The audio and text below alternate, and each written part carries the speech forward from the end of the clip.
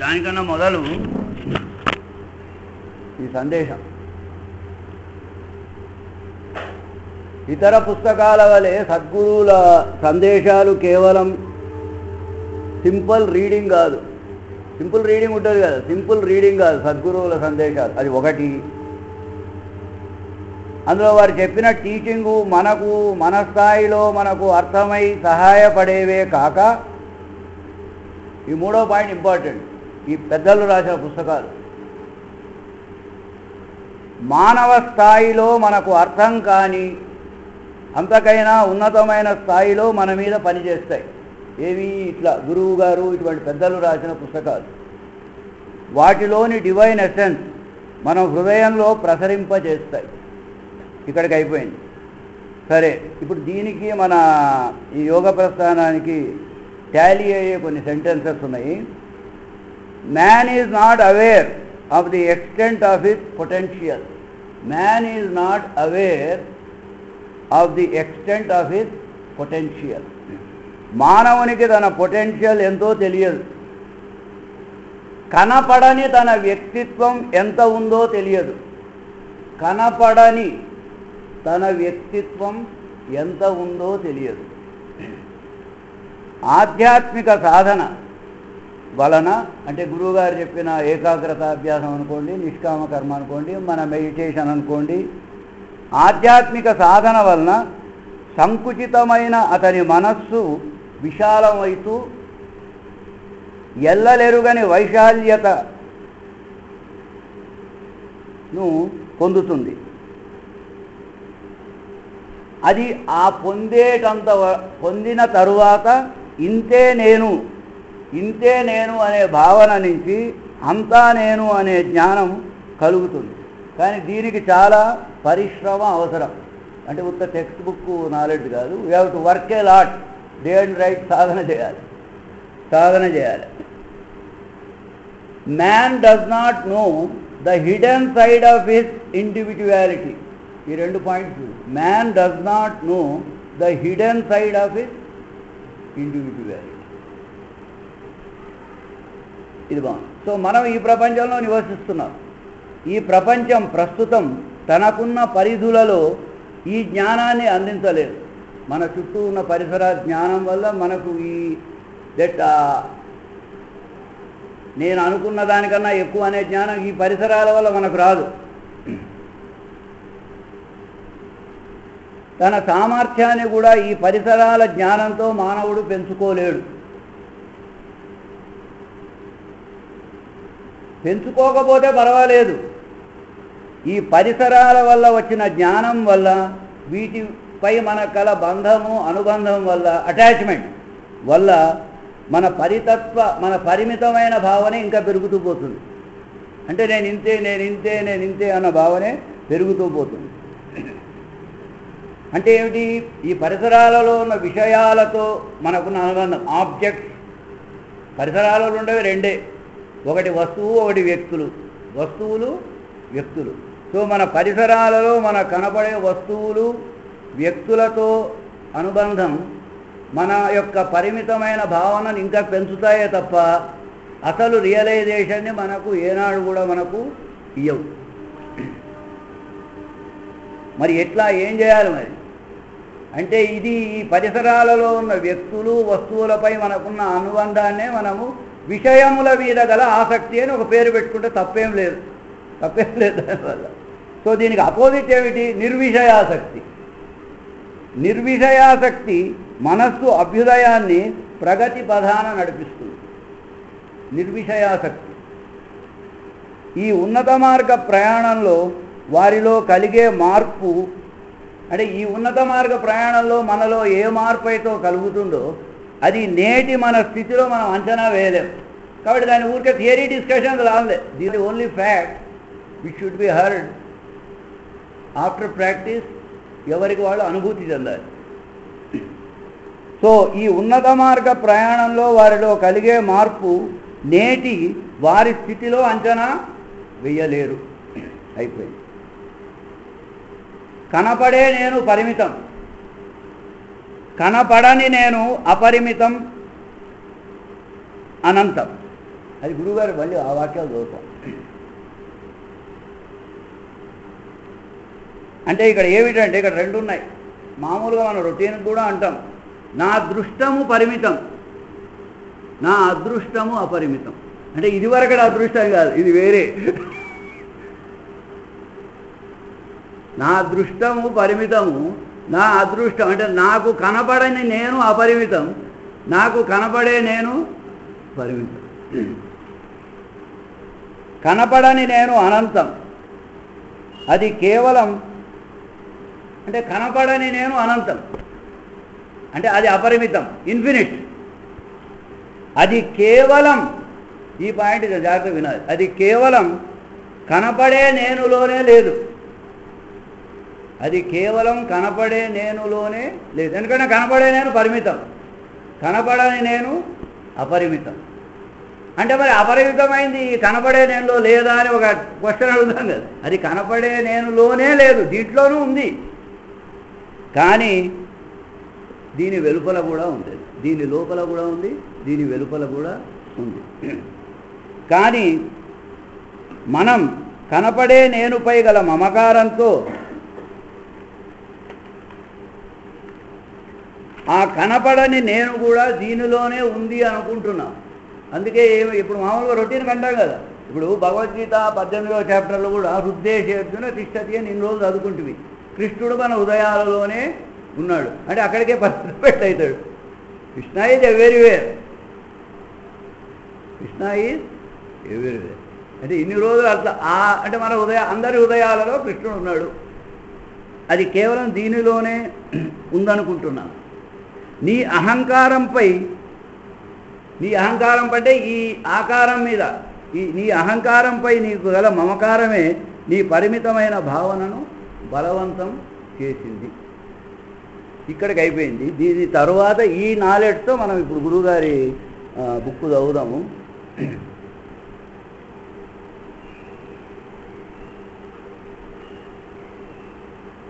So ఇక్కడ మనం అక్కడ కాకుండా 36th పేజ్ లాస్ట్ టైం కూడా చదివాము, మళ్ళీ ఒక్కసారి రిపీట్ చేద్దాం, ఎందుకంటే ఎన్నిసార్లు చదివినా తప్పేం లేదు. 36th పేజ్లో ఈ శ్లోకం అయ్యాక ఉంది చూడండి, ఈ పెద్ద శ్లోకం ఉంది కాబట్టి ఇది అయ్యాక 36th పేజ్ 36.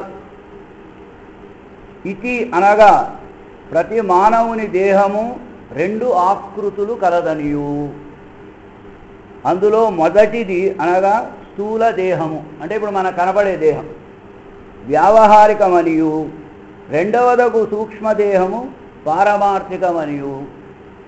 ఈ పారమార్థిక అంటే ఏది రెండవదైనా సూక్ష్మదేహం, ఈ పారమార్థిక సూక్ష్మదేహమున ఇవన్నీ ఉన్నాయని రాశారు. అది వరుసగా చదువుతా.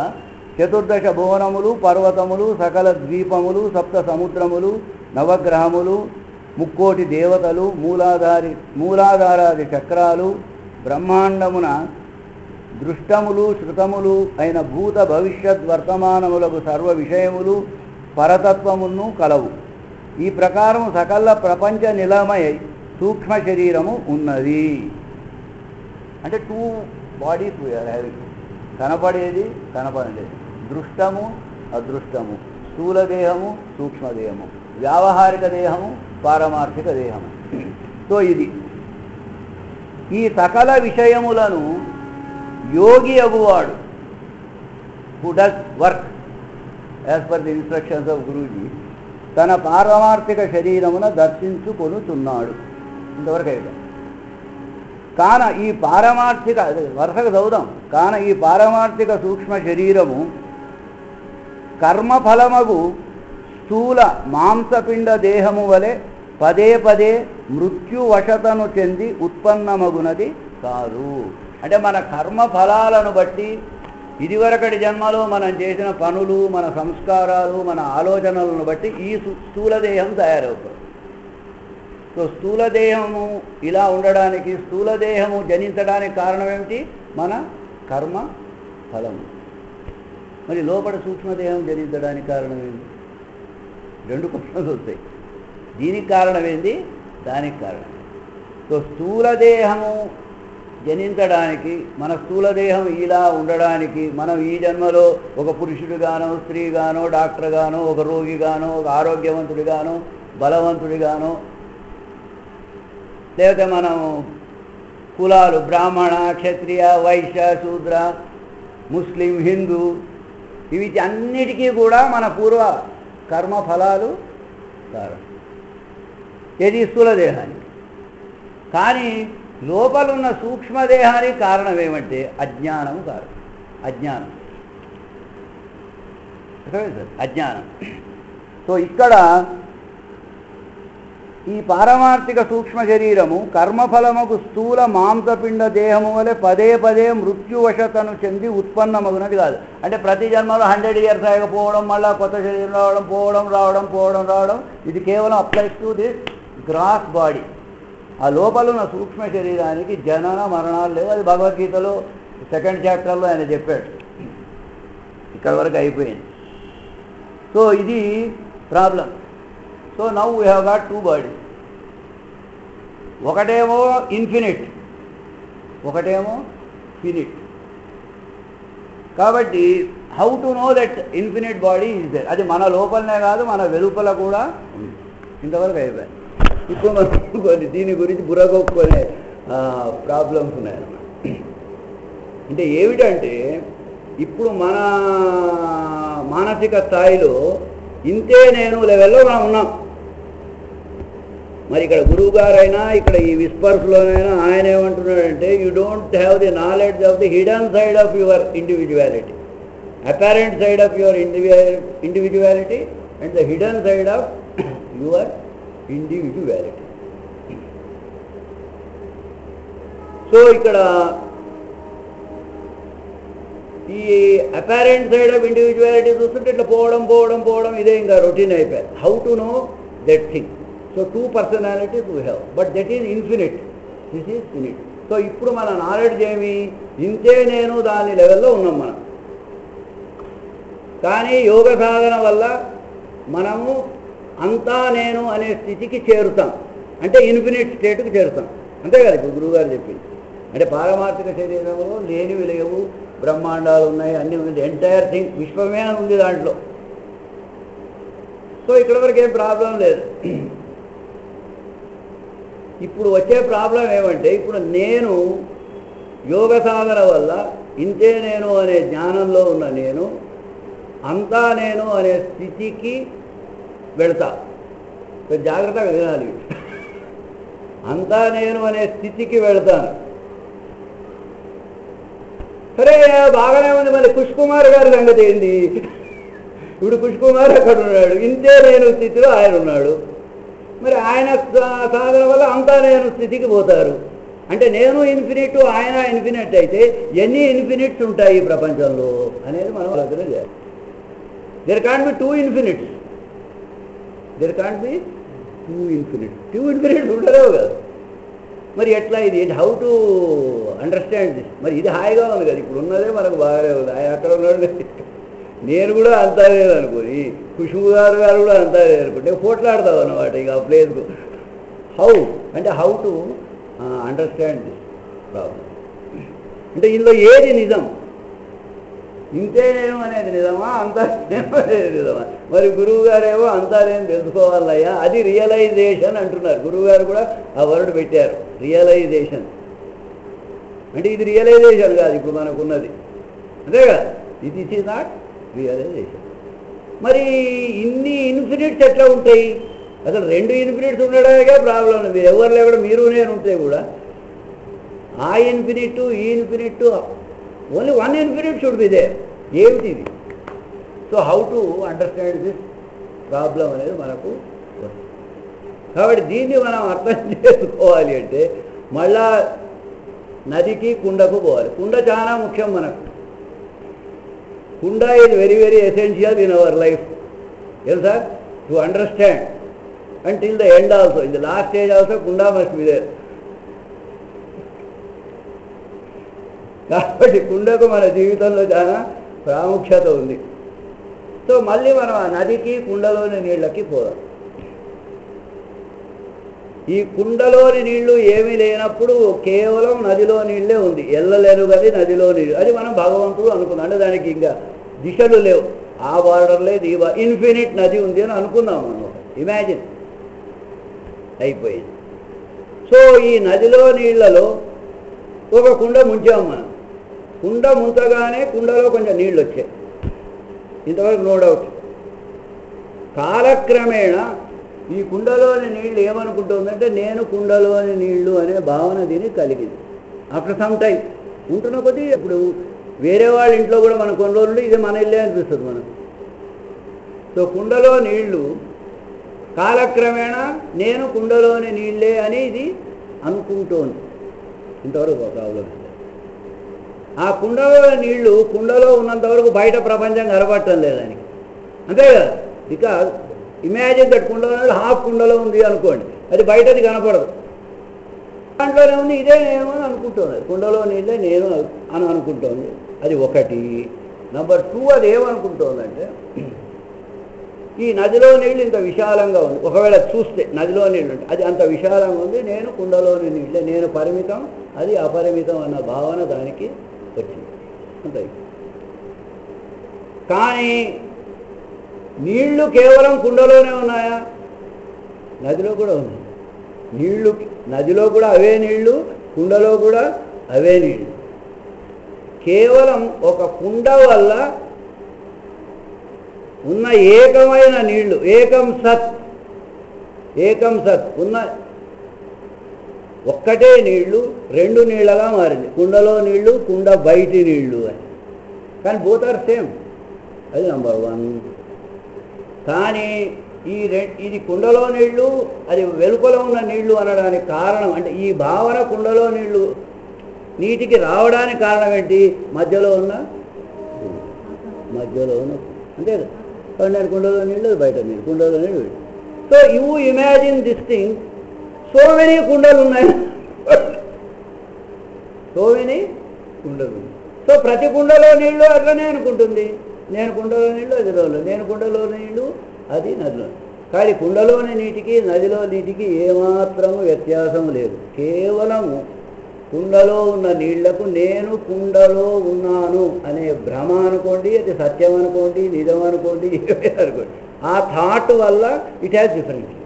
కానీ ఈ నీళ్ళు ఒకటే, ఇదైపోయింది. సో ఈ భ్రాంతి ఎప్పుడు పోతుంది? కుండ పగిలే వరకు పోదు. అందుకే మనకున్న అనుబంధాలు, భ్రాంతులు అంతా కుండ పగిలాకే పోతాయి. కుండ పగిలే వరకు పోవు. నేను నా బిడ్డ, నా ఇల్లు, అందుకే వాడు ఆఖరి కుండ పగలగొడతాడు వాడు. కుండ so that is the. So కుండ ఉన్నంత వరకు ఈ 2 థాట్స్ వస్తాయి. ఒకసారి కుండ పగిలిపోయాక కుండలో నీటికి తన ప్రత్యేకమైన అస్తిత్వాన్ని కోల్పోయి అది నదిలోని నీటిగా మారిపోయింది. సో ఇప్పుడు ఈ ఎగ్జాంపుల్, ఈ ఉదాహరణ వల్ల మనం మళ్ళీ మన దానికి పోదాం. ఇద్దరు ఇన్ఫినిట్స్ ఎట్లా ఉంటారు అంటే ఇద్దరు ఇన్ఫినిట్స్ లేరా? మరి నీ పారమార్థిక శరీరం విశాలం అంటే మరి ఈ పారమార్థిక శరీరం ఏంది, ఇదేంది? ఇది ఒకటి. సో ఇక్కడ గురువుగారు ఇంకొక మంచి వాక్యం చెప్పారు, అది లైన్ చెప్తా. ఎక్కడో 37వ పేజీ.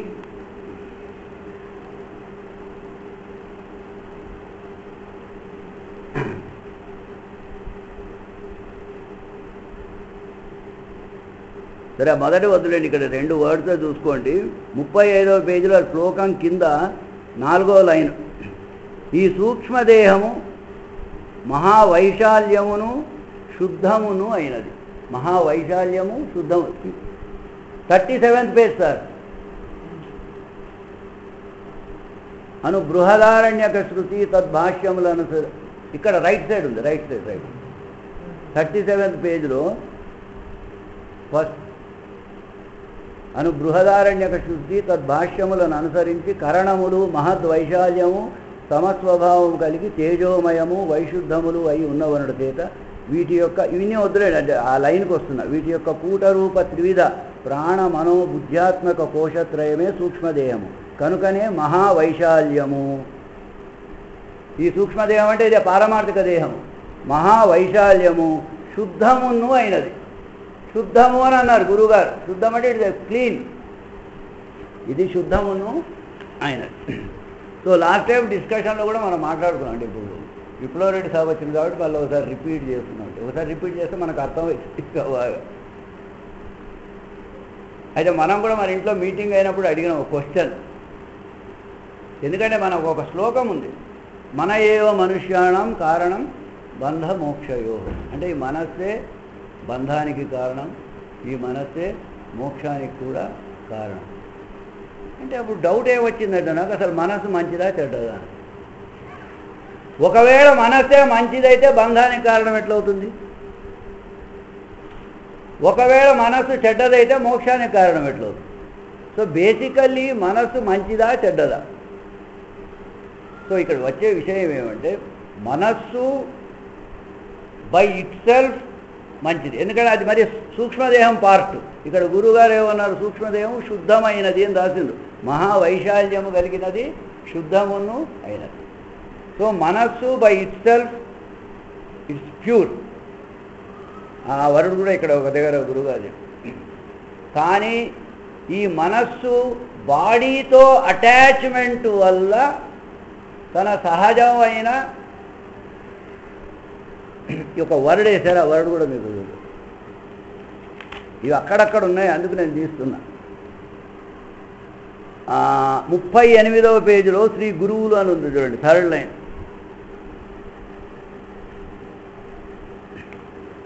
ఎందుకంటే ఇప్పుడు నేను చెప్పినట్టు ఉండదు, గురువుగారు వాక్యాలు చెప్పాలి. శ్రీ గురువులు వత్స, ఈ ప్రాణ మనో బుద్ధ్యాత్మకమగు సూక్ష్మదేహము స్వభావముగా శుద్ధమైనదైనను.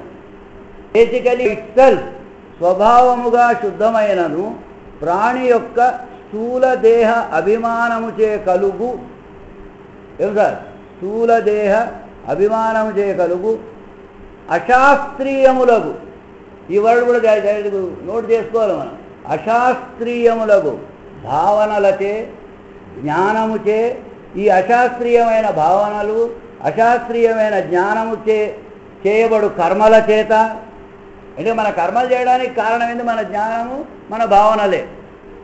ఇద్దరు కూడా అనుకున్నాం, కర్మలకు కారణం ఏంటి? మన త్రిగుణాలు, సత్వగుణం, రజోగుణం, తమోగుణం. సో స్వభావముగా శుద్ధమైనదైనను ప్రాణి యొక్క స్థూల దేహ అభిమానముచే కలుగు అశాస్త్రీయములకు భావన జ్ఞాన కర్మల చేత మాలిన్యమును చెందుచున్నది. అంటే బికాజ్ ఆఫ్ ది స్థూల దేహం అభిమానం, అంటే attachment to the gross body వల్ల ఇది నిజంగా basically by itself highly pure అయిన సూక్ష్మదేహం అనుకోండి, మనస్సు అనుకోండి, మాలిన్యమును చెందుతున్నది. ఇది ఒకటి. తర్వాత ఈ 2nd లైన్ కూడా ఉంది. అప్పుడే ఈ మాలిన్యం చెందగానే అన్నీ రొటీన్గా వస్తాయి. ఏమొస్తాయి? అప్పుడే కామ, క్రోధ, లోభ, మోహ, మద, మాత్సర్యాదులు జనించి, ఎందుకంటే ఈ కామము క్రోధము శరీరానికి లేవు పాపం, మనస్సుకే.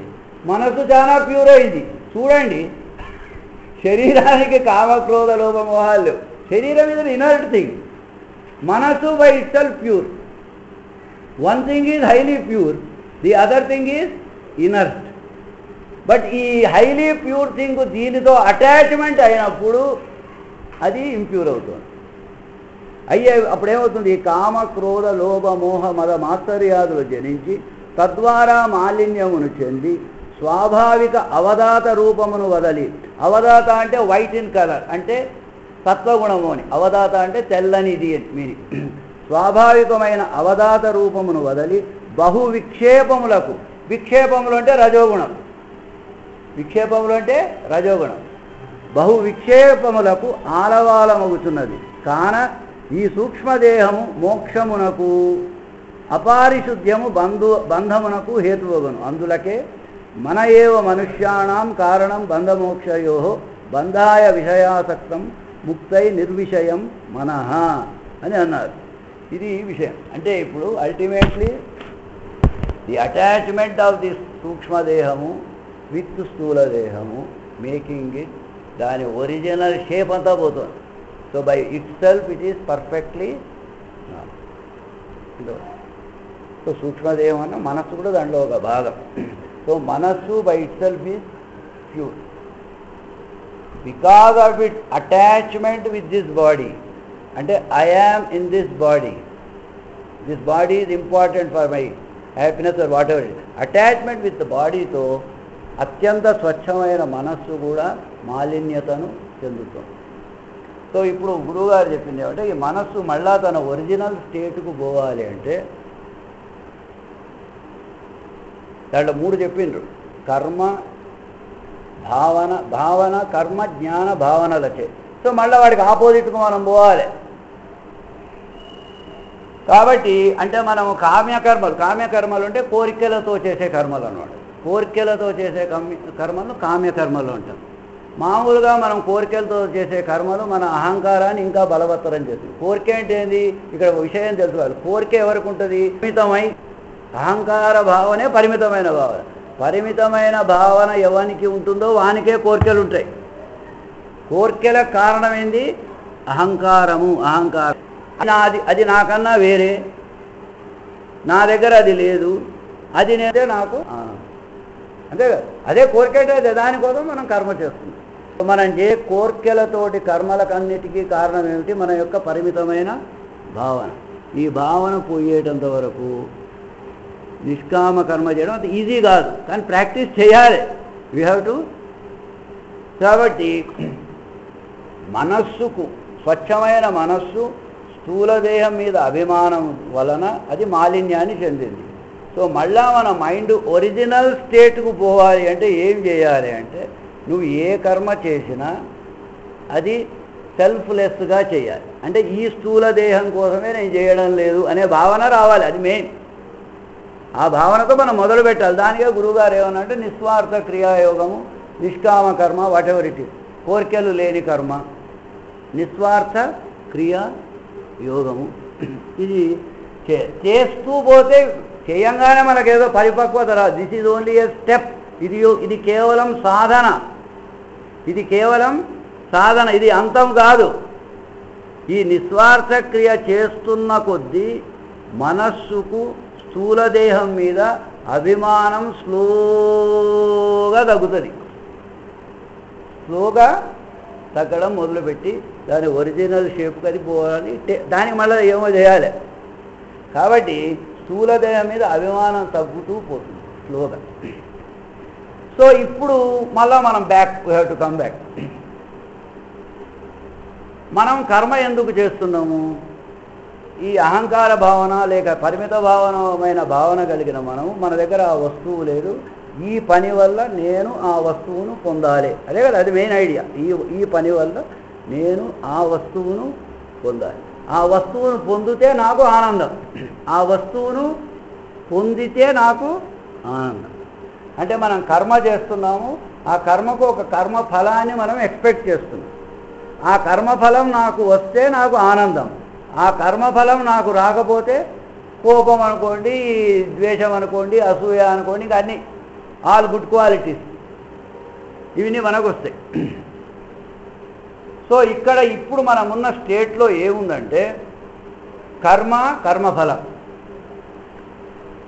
ఈ కర్మ నేను కష్టపడి ఎందుకు చేస్తున్నా అంటే ఆ కర్మఫలం వల్ల నాకు ఆనందం వస్తుంది, నాకు ఏదో సుఖము సంతోషము కలుగుతుంది అని మనం అనుకుంటున్నాం. సో ఇక్కడ కూడా ఇదివరకు మనం మాట్లాడుకున్నాము, తెలివి లేనివాడు కర్మఫలం వల్ల ఆనందాన్ని పొందుతాడు. తెలివి లేనివాడు కర్మఫలం వల్ల ఆనందాన్ని పొందుతాడు. తెలివైన వాడు కర్మతోనే ఆనందాన్ని పొందుతాడు. ఆ ఆనందంతో కర్మ చేస్తాడు, లేదా కర్మలోనే ఆనందాన్ని పొందుతాడు. సో ఇక్కడ ఇద్దరు అయ్యారు. వాడు నేను బాధపడుతూ ఈ పని చేస్తా, ఆ ఫలం వస్తేనే నాకు ఆనందం అని. వీడి ఆనందం ఫలంలో ఉంది. తెలివైన వాడు కర్మలోనే ఆనందాన్ని పొందుతాడు, ఆ ఆనందంతోనే కర్మ చేస్తాడు. He enjoys the work he is doing. So ఇప్పుడు వ్యక్తిని తీసుకుందాం. వాడికి ఆ చేసే పనిలోనే వాడికి ఆనందం ఉంది. ఇంకా వాడేదో కొత్త ఆనందం వాడికి అవసరం లేదు. కొత్త ఆనందం వాడికి అవసరం లేదు. అదేవయ్యా నీ కర్మఫలం కూడా వచ్చింది, అది కూడా ఆనందంగా నువ్వు తీసుకోపో అంటాడు. Already I'm enjoying the work. Is always enjoys the work he is doing. He is getting enjoyment in the work, whereas we are getting enjoyment in the fruits of our action. ఎందుకంటే కష్టపడి పనిచేసేటంత వరకు బాధపడుతూనే ఉంటాం. అప్పుడు ఏమవుతుంది, వీడు ఆ కర్మఫలం యొక్క ఆనందం నాకు అవసరం లేదు, నాకు totally I'm immersed with my work, I'm very happy. So అటువంటి వాడు ఒకవేళ ఫలం వచ్చినా నువ్వు తీసుకుపో అంటాడు. ఇది కేవలం సో ఇక్కడ ఏమైంది, వాడు కర్మతోనే ఆనందాన్ని పొందుతాడు. దీన్నే గురువుగారు ఒక కొత్త వారుడు ఏం వేసిందంటే, గురువుగారు గారు ప్రతి చోట కర్మయోగము అన్నాడు. మన జీవులంతా కర్మ ఫలయోగము అన్నమాట. కర్మ ఫల యోగము, ఇది కర్మయోగం. అంటే కర్మతోనే యోగించాడు. ఎందుకంటే ఇప్పుడు ఒక్కటి విషయం ఎప్పుడు తెలుసుకోవాలి, మనకు దేని వల్ల ఆనందం వస్తుందో దానితోనే యోగించే ప్రయత్నం చేస్తాం. ఇది మానవ సహజం. మనకు ఒక వస్తువుతో ఆనందం వస్తుంది అంటే దానితోనే యోగిస్తాం. ఒక తీపి, ఒక లడ్డూ వల్ల నాకు ఆనందం వస్తుందంటే నేను లడ్డూతో యోగిస్తా. యోగించడం అంటే ఇలా కళ్ళు పూసుకోవడం కాదు, లడ్డూ తిని రెండు ఒకటి కావడం యోగం. ఇదివరకు నేను లడ్డూ వేరే సపరేట్ ఉంది. నాకు లడ్డూ వల్ల ఆనందం వస్తుందంటే లడ్డూతో యోగిస్తే లడ్డూ నేను ఒకటి అయిపోతాం. రెండు ఒకటి కావడమే యోగం. దేనికైనా తీసుకోండి, ఒక లడ్డు అంటే ఇక్కడ పవిత్రమైన స్థలంలో లడ్డు చెప్పాను. It may be A cigarette, it may be anything. So కర్మ ఫలంతో యోగించేవాడు ఒకడు, కర్మతోనే యోగించేవాడు అంటే వాడి కర్మతోనే ఆనందం వస్తుంది వాడి. సో కర్మతో యోగించేది, కర్మ ఫలంతో యోగించేది మానవత్వం. సగటు మానవుడు చేసేది కర్మ ఫలంతో యోగించడం. కానీ కర్మతో యోగించడమే దైవీ గుణ సంపత్తి అన్నారు. దైవీ గుణ సంపత్తి అంటే భగవంతుడికి గల దైవీ గుణ సంపత్తి. మరి ఇది మానవ జీవితంలో రొటీన్గా కనపడుతుందా అనేది మనం ఆలోచన చేయాలి. ఎందుకంటే మామూలుగా మన సగటు మానవుల్లో ఒక తల్లినే భగవంతుడుగా అనుకుంటాం. మనం మాతృదేవో భవ అని ఒక తల్లినే అనుకుంటాం. ఒక తల్లి పొద్దున్నుంచి, తల్లి చూడండి పాపం, సాయంత్రం అంతా కూర్చొని నీ లడ్లు ఆయన కోపం అమ్మాలని చెప్తే ఇక మాకే లేదంటాడు ఆయన. అయ్యో సారీ సారీ సరే కొడుకు వచ్చాడు,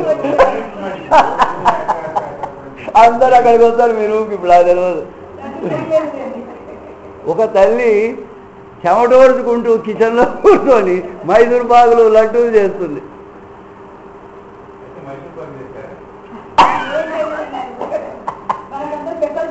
స్కూల్ నుంచి ఆమె కొడుకులు కూతుళ్ళు వచ్చాక వాళ్ళు తింటుంటే ఆమె కలిగి ఎంత ఆనందం కలుగుతుంది. వాళ్ళు ఆనందంలో మనలాగా ఒళ్ళు మర్చిపోయి లక్ష్మీదేవం ఇంట్లో ఉన్నవన్నీ తిన్నా కూడా ఆమె బాధపడదు. ఆమెకి ఏమి మిగలకున్నా తల్లి బాధపడదు. ఇక్కడ ఏమైంది, ఎందుకు బాధపడదు, అది చేయడంలోనే ఎంజాయ్మెంట్. ఆమె లడ్డూ మొదలు పెట్టినప్పటి నుంచి నా పిల్లలు ఎప్పుడు వస్తారా, ఎప్పుడు తింటారా, వాళ్ళు తిని ఎప్పుడు వాళ్ళ ముఖాలలో ఆనందాన్ని నేను చూడగలనా అని ఆ తల్లి షీఈ్ వెయిటింగ్. సో ఇక్కడ ఏమైంది, తల్లికి కర్మలోనే ఆనందం, లడ్డూ చేయడంలో ఆనందం. She's not worried about eating the laddu. పిల్లలు తింటే షీఈ్ హ్యాపీ. సో ఇది సాలిడ్ ఎగ్జాంపుల్. అంటే మన సగటు మానవ జీవితంలో రియల్ కర్మయోగం అంటే తల్లి. షీఈ్ నాట్ బాధపడితే ఫలం. అందుకే తల్లిని మాతృదేవో భవ అన్నారు. ఒక తల్లికే ఇది, ఇంకెవ్వరి తండ్రికి కూడా లేదు. ఇది కేవలం తల్లికే ఉంది. సో ఇక్కడ కర్మతో యోగించినప్పుడు, సో ఇక్కడ మనం కమింగ్ బ్యాక్, సో కామ్య కర్మ వల్ల శరీరం మీద అభిమానం పెరిగి నీ అహంకారం ఇంకా పెరుగుతుంది, లాభం లేదు. కాబట్టి నిస్వార్థ క్రియాయోగం అనుకోండి, నిష్కామ కర్మ అనుకోండి, కర్మయోగము ద్వారా నీ స్థూలదేహ అభిమానము తగ్గి, ఒక్కసారి స్థూలదేహ అభిమానం తగ్గితే మనస్సులోని మాలిన్యములు స్లోగా తెగిల్వి క్లియర్డ్ అన్నమాట.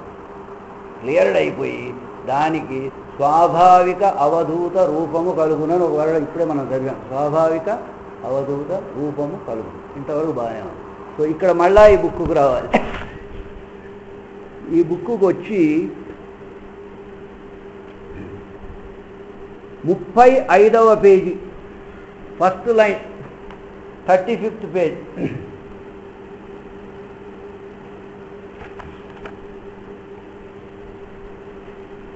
ఆత్మ యొక్క అజ్ఞానము వలన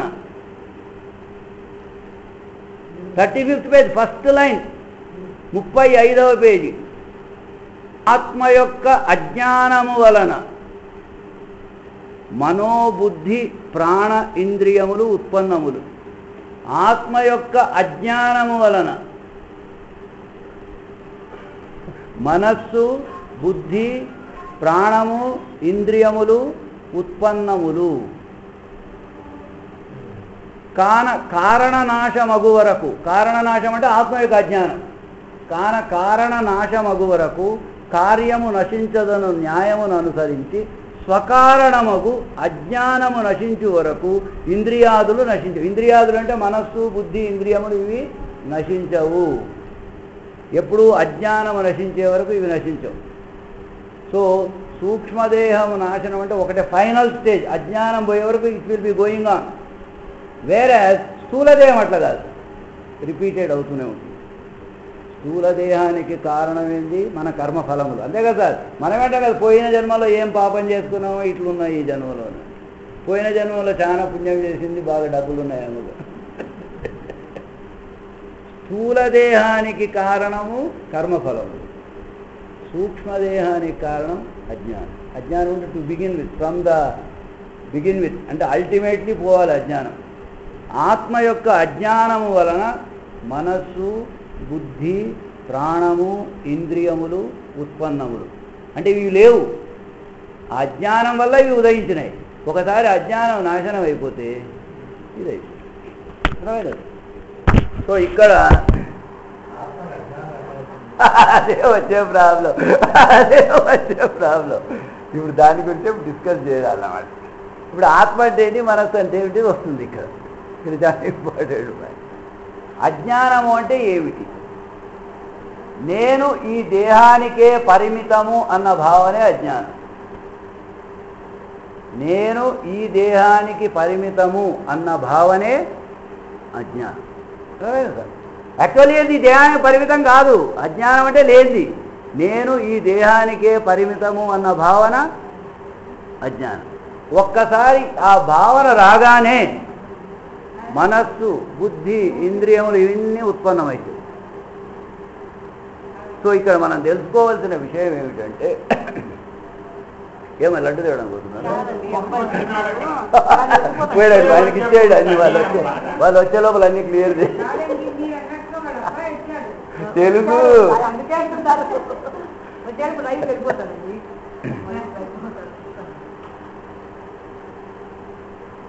సో ఇక్కడ ఇవన్నీ మర్చిపోయి మన మెడిటేషన్లోకి పోతే you become that on which you meditate అని అంటాం. నంబర్ 1 భ్రమర కీటక న్యాయం అంటాం. అంటే కీటకము భ్రమరంగా మారింది అని. కీటకము భ్రమరంగా మారింది. భ్రమర కీటకం ఏమిటి? దాని మీదే కాన్సన్ట్రేట్ చేస్తుంటే కీటకము భ్రమరంగా మారింది. అంటే ఏమిటి? గమ్యం భ్రమరము, ఉన్నది కీటకం. మారింది అంటే అది ఒకప్పుడు ఈ కీటకం భ్రమరమే, ఒకప్పుడు ఈ కీటకము భ్రమరమే. అది ఏదో కారణం వల్ల భ్రమరంలోని ఒక అంశ కీటకంగా మారింది. సో మనం ఏం చేయాలి? You become that on which you meditate అంటే యువర్ అర్లియర్ దట్. ఇప్పుడు మళ్ళీ ఇంకొక వాక్యాన్ని పోవాలి. ఇవన్నీ మనం అర్థం కావాలంటే అక్కడక్కడ వాక్యాలు తీసుకోవాలి. ఏమిటి? తత్వమసి అంటే అది నీవు అయి ఉన్నావు. అది ఏమిటి? మహావైశాల్యము ఇన్ఫినిట్ గలది. అది నీవు అయి ఉన్నావు అంటు. నేనేమో ఇది నేను అయి ఉన్నానని మనం ఇప్పుడు అనుకుంటున్నాం. సో అది నేను అయి ఉన్నానని ఎలా తెలుసుకోవాలి? కేవలం ధ్యానం వల్ల, నిష్కామ కర్మ వల్ల. గురువుగారు రాసింది ఏకాగ్రత అభ్యాసము సమాధి యోగం అని రాశారు ఇక్కడ. సో మెడిటేషన్ అనుకుందాం, ధ్యానం వల్ల మనకు ఈ జ్ఞానం కలుగుతుంది. సో అది నీవు అయి ఉన్నావు అంటే అది ఏమిటి?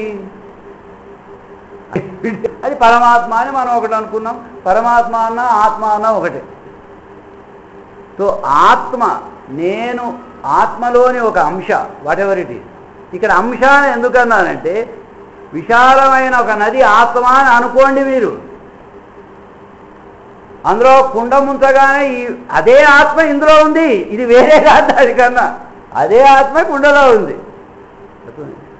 ఈ కుండలో ఉన్న ఆత్మ యొక్క అణువు అనుకోండి, part of it which is there in this kunda. ఇది ఏమనుకుంటుంది, నేను కుండలో ఉన్నా అనుకుంటాను.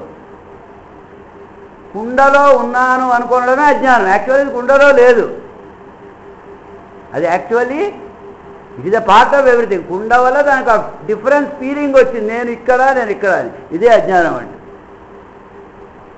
ఈ అజ్ఞానానికి కారణం ఏంటి? అహంకారం అనుకోండి, కుండ యొక్క షేప్ అనుకోండి.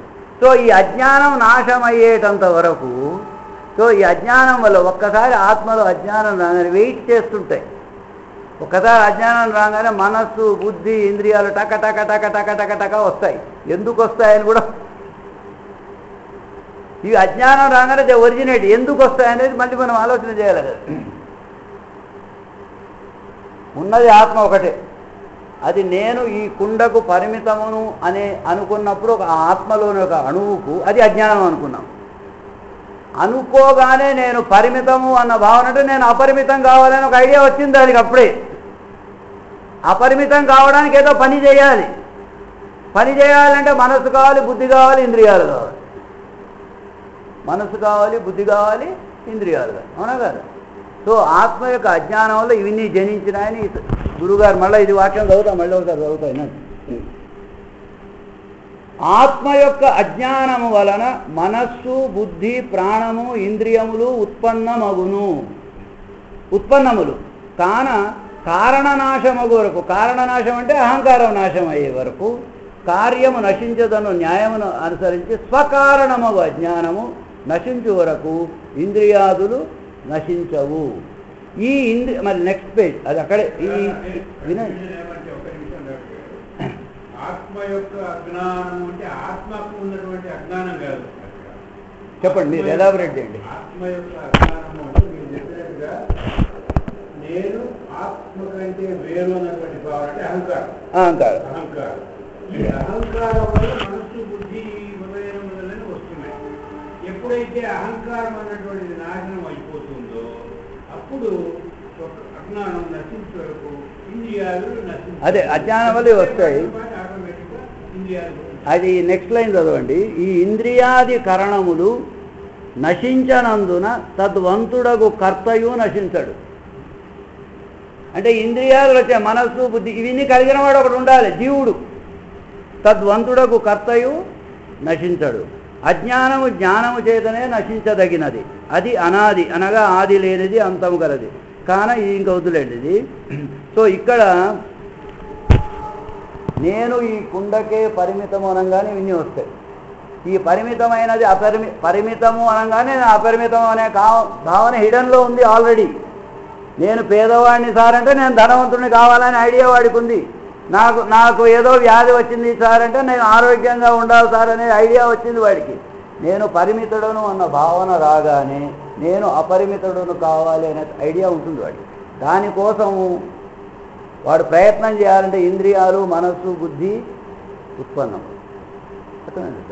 అందుకే ఇన్నిటికి ఏమంటారంటే మనకు భగవద్గీతలో 9th చాప్టర్ 22nd శ్లోకం ఉంది. ఇంద్రియాణి పరాణ్యావు ఇంద్రియేభ్య పరం మన పనసస్సు పరావు. అంటే they originate in that level. అవి ఆ ఆర్డర్లో పుడతాయన్నమాట. అందుకే బుద్ధి ఎప్పుడు భగవంతుడి దగ్గర ఉందనుకున్నాం. బుద్ధి కన్నా దూరం మనస్సు, మనస్సు కన్నా దూరం ఇంద్రియాలు, ఇంద్రియాల కన్నా దూరం శరీరం, స్థూల శరీరం. కాబట్టి ఈ ఒక్క భావన దారి విని ఆరిజన్ కావడానికి ఈ మనస్సు విని. సో ఇక్కడ అయిపోయింది మనకు. సో ఇక్కడ క్వశ్చన్ ఏమిటంటే ఆత్మ స్వచ్ఛమైనది, దానికి ఎటువంటి మాలిన్యం లేదు, దానికి జనన మరణాలు లేవు, ఎప్పుడూ ఉండేది. మనస్సు కూడా స్వచ్ఛమైనది, మనస్సు కూడా స్వచ్ఛమైనది అన్నారు. కేవలం స్థూల శరీరం మీద గల అభిమానము వల్ల అది మాలిన్యతను చెంది తన స్వాభావికమైన రూపమును వదలి ఉంది కదా, అది విక్షేప రూపాన్ని దాల్చింది. దాని ఒరిజినల్ ఫామ్ విక్షేపం కాదు, టర్బ్యులెన్స్ కాదు దాన్ని. Because the mind is attached to the body, the turbulence has come in it. Once the attachment goes, it goes back to it original shape, స్వాభావికమైన రూపం. ఇది అర్థమైంది. సో ఇప్పుడు మనం మళ్ళీ ధ్యానానికి వచ్చాము. You become that on which you meditate. మనం దేంతో మెడిటేట్ చేస్తున్నాం? We are meditating with our buddhi or mind, whatever it is. With our buddhi or mind only we are meditating. We are not meditating with the body. మనస్సుతో కానీ బుద్ధితో కానీ మనం ఎందుకు చేస్తున్నాము? అది మారాలని. మార్పు కోసమే కదా మనం ధ్యానం చేయడం. మార్పు అంటే ఏంటి? ఈ మనస్సు దేని మీద అయితే ధ్యానం చేస్తుందో, అంటే మన లోపల ఉన్న పరమాత్మ అనుకోండి, ఆత్మ అనుకోండి, వాటెవర్ ఇట్, దేని మీద అయితే ధ్యానం చేస్తుందో అది దానిలా మార్పు. అంటే ఒకప్పుడు అది దానిలానే ఉంది, అజ్ఞానం వల్ల దీనిలా మారింది. ఈ అజ్ఞానం పోవడానికి మనం ధ్యానం చేసినప్పుడు అది తన స్వాభావికమైన అంటే న్యాచురల్ ఒరిజినల్ ఫారంలోకి అది వెళ్ళిపోతుంది. So you become that on which you. So ఇక్కడ అంటే ఈ బుక్లో ఆ వర్డ్ ఆ పాయింట్ లేదు, కేవలం వేదాంత పంచదశిలో ఉంది. వేదాంత పంచదశిలో ఉంది. ఏం సార్ ఆత్మ యొక్క జ్ఞానం చెప్పండి, ఆత్మ అంటే ఏమిటి అని అడుగుతారు ఒక ఆయన విద్యారణ్యుల వారిని. నీ మనస్సు గురించి తెలుసుకో, అన్నీ తెలిసిపోయారు. You know about your mind, you will know everything అంటారు. నీ మనస్సు యొక్క జ్ఞానం నువ్వు పొందితే నీకు అన్నీ తెలిసిపోతుంది. అంటే ఇక్కడ తెలుసుకోవాల్సింది ఏమిటంటే a grossified soul is mind, a grossified soul is mind, a rarefied mind is soul, a rarefied mind is soul. అంటే మన సోల్లో ఒక అణువు, ఒక అంశం అనుకోండి, whatever it is sir అన్నట్టు, అది స్థూలదేహం మీద అంటే నేను ఈ స్థూలదేహంలో ఉన్నాను అన్న అభిమానం వల్ల ఇట్ హస్ బికమ్ గ్రాసిఫైడ్. ఈ దేహం యొక్క మీద అభిమానం దానికి తొలగినప్పుడు ఈ సంకుచితమైన మనస్సు it goes on expanding and it goes back to its original shape. So a grossified soul is mind, a rarefied mind is soul. So ఇది మన గురువుగారు మహిళాభ్యుదయం అనే పుస్తకం కూడా రాశారు ఒకటి. మహిళాభ్యుదయం అంటే expansion of the mind in all directions. మహిళ అంటే మైండ్ అని ఇవరకు చెప్పుకున్నాం. మహిళ అంటే మనస్సు, మహి అంటే భూమి, వ్యామోహము లేక సంపదను మహి అన్నాం. లా అంటే లాగేది, ఈ డబ్బు, సంపద, గుర్తింపు వీటిపై లాగేదంటే మహి ప్లస్ లా ఇది మనస్సు. మహిళాభ్యుదయం అంటే అభ్యుదయం అంటే expansion in all directions. So మన సంకుచితమైన మనస్సు ధ్యానం వల్ల ఎప్పుడైతే ఎక్స్పాండ్ అవుతుందో అది దానిలా మారుతుంది. So grossified soul is mind. So why the soul gets grossified? Because of the attachment with the gross body, because of the attachment with the gross body. కాబట్టి ఫస్ట్ గురువు గారు చెప్పేది మనం ఇన్నిటికీ మనం తెలుసుకోవాలి. ఇప్పుడు సాధనా పరంగా ఆయన ఏం చెప్పారంటే మొదట నువ్వు నిష్కామ కర్మ చేస్తూ పోవయ్యా, అంటే సెల్ఫ్లెస్ వర్క్. అంటే నా పని వల్ల నలుగురికి ఉపయోగపడాలి, నా పని వల్ల నలుగురికి ఆనందం పడాలి, అంటే దాన్ని మనం నిష్కామ కర్మ అన్నాం. సో దానివల్ల స్లోగా విత్ టైం మనకు బాడీ మీద అటాచ్మెంట్, మనకుంటే మనస్సుకు బాడీ మీద అటాచ్మెంట్ స్లోగా తగ్గి దానిలోని టర్బ్యులెన్స్ తగ్గి నిశ్చలత్వం కలిగి తన ఒరిజినల్ ఫారంలోకి స్లోగా పోతుంది. అంతవరకు పోతుంది. దాంట్లో కొంచెం ప్యూరిటీ రాగానే, మైండ్లో కొంచెం ప్యూరిటీ రాగానే అప్పుడు ఏమవుతుందంటే లోపల చుట్టం మొదలు పెడుతుంది. అంటే నిస్వార్థ క్రియాయోగం అనుకోండి, నిష్కామ కర్మ వల్ల చేస్తున్న కొద్దీ ఆవరణ కూడా ఇక్కడ ఉంది. అంతరాంతర గమనము కలుగును మైండ్ కొని, అంటే ఆ స్టేజ్లో వాడికి లోపల పోవాలి అనే థాట్ వస్తుంది, వాడికి అంతవరకు రాదు. లోపల పోవాలి అనే థాట్ రావాలంటే అంతో ఇంతో మైండ్ ప్యూర్ కావాలి. Totally impure mind, totally world మైండ్కి నువ్వు కళ్ళు మూసుకుంటే వాడు ఎప్పుడు కళ్ళు మూసుకోడు, వాడు ఎప్పుడు కళ్ళు తెరిచే చూస్తుంటాడు. లోపల ఉన్న భగవంతుడిని చూడాలి కళ్ళు మూసుకొని అంటే మన మైండ్లో అంతో ఇంతో ప్యూరిటీ రావాలి. Aspect a little dot of purity అయినా రావాలి మనకి, కానంతవరకు మనం చూడలేము.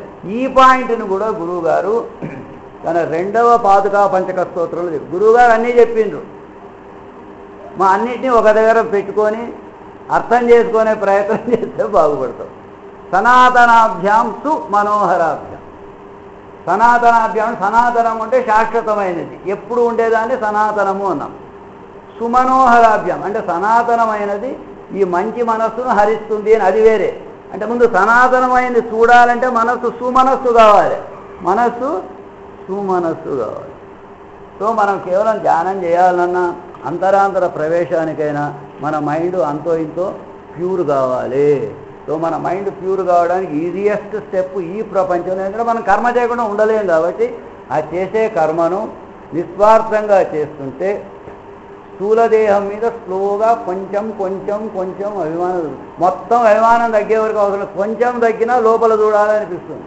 స్థూల దేహం మీద అభిమానం ఉన్నంత వరకు ఈ స్థూల దేహం ఆనందం కోసమయ్యే మన మనస్సు తన జ్ఞానేంద్రియాలతో చుట్టూ ప్రపంచానికి అది కావాలి ఇది కావాలి ఇది కావాలి ఇది కావాలని అంటూనే ఉంటుంది. అంతే కదా సార్?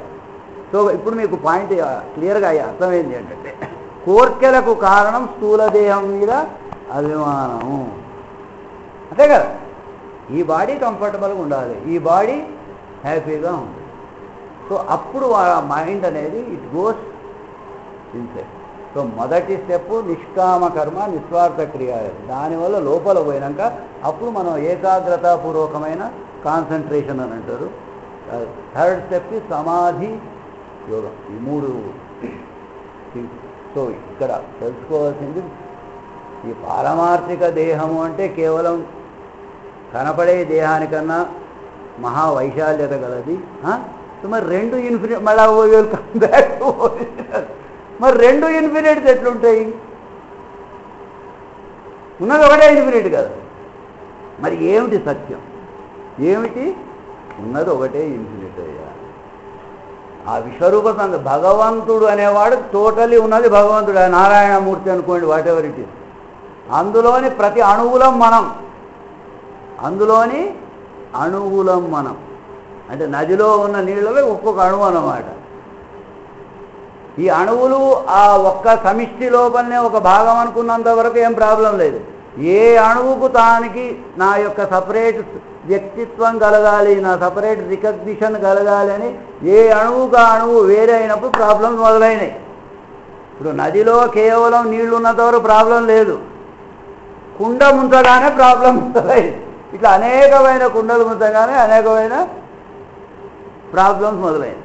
కాబట్టి ఈ పారమార్థిక దేహం చాలా వైశాల్యం. అంటే ఇక్కడ విషయం అంటే, ఇక్కడ మళ్ళీ గురువు గారు 3వ 4వ బుక్ ఉంది, నేను ఏమిటి అని ఒక బుక్ ఉంది, అది మళ్ళా చదవాలి.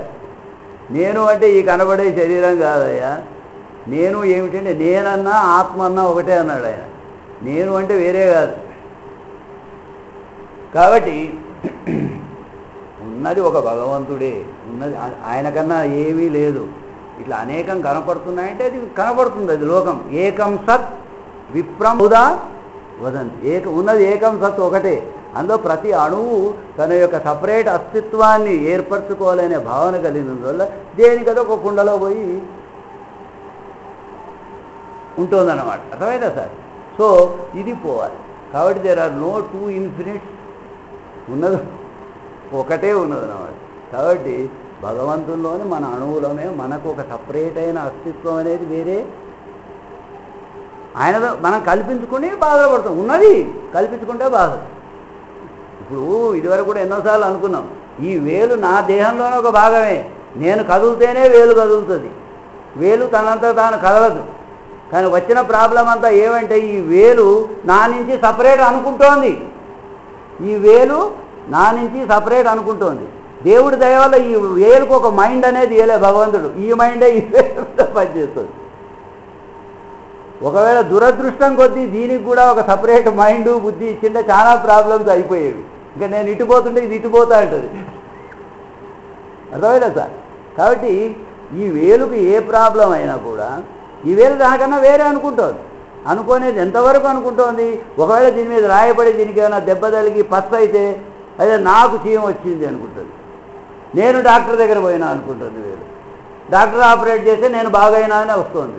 మరి నేను పోకుండా వేలు ఎట్లా పోతుంది? నేను పోతేనే కదా వేలు పోయేది. వేలుకు సపరేట్ అస్తిత్వం లేదు. కానీ వేలు తనకు తాను సపరేట్ అస్తిత్వాన్ని కలిగించుకొని నాకు బాధ నాకు ఆనందం అనుకుంటుంది. నాకు పుండైంది బాధ, డాక్టర్కు క్లీన్ చేసిండు నేను ఆనందంగా ఉన్నానని వేలు అనుకుంటోంది. అర్థమైనా సార్? కాబట్టి మనకు ఒక సపరేట్ అస్తిత్వం లేదు. కేవలం భగవంతుడి వల్లనే భగవంతుడు కదులుతుంటే మనం భగవంతుడిలో ఒక భాగం. We are not a separate entity. ఇది మనకు ఆ వాక్యంతో ఏది ఏకం, ఆ జ్ఞానం మనకు కలగాలి. అందుకే ఇప్పుడు అల్టిమేట్లీ ఇన్నిటికి చూస్తే ఏంటి, మనం అందరూ భగవంతుల్లో, ఇప్పుడు మనకు సినిమాలో ఏమిటాడు, భగవంతులో లయమైనట్టు చూపిస్తాడు కదా. ఈ దీపం అన్నమయ దీపం పోయి ఆ దీపంలో వాట్ ఈజ్ దిస్? సో అది సపరేట్ అయినప్పుడు ఇక అన్నమయ ఒక భక్తుడు, పాటలు, భజనలు, పూజలు ఉంటాయి. సో మనం అంతా అల్టిమేట్లీ ఆయనలో లయమే ఉన్నది ఒకటే కావాలి. సో అల్టిమేట్ గోల్ ఈజ్ అది. కాబట్టి మన సపరేట్ మూమెంట్ ఏం లేదు. దీనికే ఇంకో పదం ఏమన్నా శరణాగతి. సరెండర్ అంటే ఏమి లేదు. శరణాగతి అంటే ఏమిటి? నీ గతి లేదు, there is no moment, there is no moment of yours, only his moment is there. ఆయన మూమెంట్ వల్ల నువ్వు మూవ్ అవుతున్నా అనుకుంటున్నావు, అంతే కదా సార్. ఇప్పుడు మనకు ఒక సపరేట్ అస్తిత్వం కలిగి మనం ఆయన కన్నా సపరేట్ అనుకోగానే మనకు ఒక స్థూల శరీరం వచ్చే, కుండ వచ్చే, ఇంకా మన మూమెంట్స్ మొదలవుతాయి. మన మూమెంట్స్ అంతే కదా సార్, మన మూమెంట్స్ మొదలవుతాయి. నేను ఉన్నా పోయినా, నేను బతికినా కొన్ని రోజులు బతికాను, నేను చనిపోయాను, మళ్ళీ పుట్టావు అసలు. సో ఇది అల్టిమేట్. సో శరణాగతి అంటే ఆయన కన్నా నేను వేరే కాదు, ఆయనలోని అంతర్భాగాన్నే నేను. కాబట్టి ఉన్నది ఒకటే, ఉన్నది ఒకటే. కానీ మనం అజ్ఞానంలో ఉన్నాం కాబట్టి భగవంతుడు వేరే, నేను వేరే అనుకుంటున్నాం. ఆ భగవంతుని సేవించడం అవి మంచివే, ఎందుకంటే ఈ ద్వైతమైన విశిష్టాద్వైతమైన మన స్టార్టింగ్ ద్వైతంతోనే చేయాలి, ఎందుకంటే మనం ఉన్నాం కాబట్టి. మరి వ్యాధి వచ్చినప్పుడు చేయాల్సింది. కాబట్టి అద్వైతము అంటే నేనే భగవంతుడిని కాదు, అద్వైతము అంటే ఉన్నది ఒకటే భగవంతుడే, ఇంక నేను లేను. మామూలుగా మనం రొటీన్గా ఎన్ని రోజులు మాట్లాడింది ఏమంటే అద్వైతం ఉంటే నేనే భగవంతుడిని, అహం బ్రహ్మస్మి అంటే ఎన్ని బ్రహ్మస్మిలు ఉంటాయి? ఇన్ని ఇన్ఫినిట్ ఉండవు కదా. సో అద్వైతం అంటే ఉన్నది ఒక భగవంతుడే, ఏకం సత్, దానిలో మనం అందరం అణువులు. ఆ భావన మనలో కలిగిన రోజు ఈ జనన మరణ పరంపర ఉండదు, ఈ బాధలు ఉండవు. బాధల నుంచి విముక్తులు. విముక్తి అనేది ఏదో ఉన్నది ఆనందమే. గురుగారు ఎక్కడో రాసిండు, నీ నిజమైన సత్స్వరూపం ఆనందమేరా, దుఃఖములు కల్పితములు అని రాశారు. సో దుఃఖానికి కారణం ఏమిటంటే ఆ అస్తిత్వం నుంచి వేరై నేను సపరేట్ అస్తిత్వం అనుకుంటే ఇక మనకు మొదలైతే ప్రాబ్లమ్స్ అన్నమాట. సో ఈ అన్ని ప్రాబ్లమ్స్ కూడా కారణము అజ్ఞానం. సో ఇది సార్, ఏమైనా తప్పులు ఉంటే మీరు ఎక్స్క్యూజ్ చేయండి, ఏదో తెలిసింది ఏదో చెప్తున్నాం. వచ్చాడా రామకృష్ణ?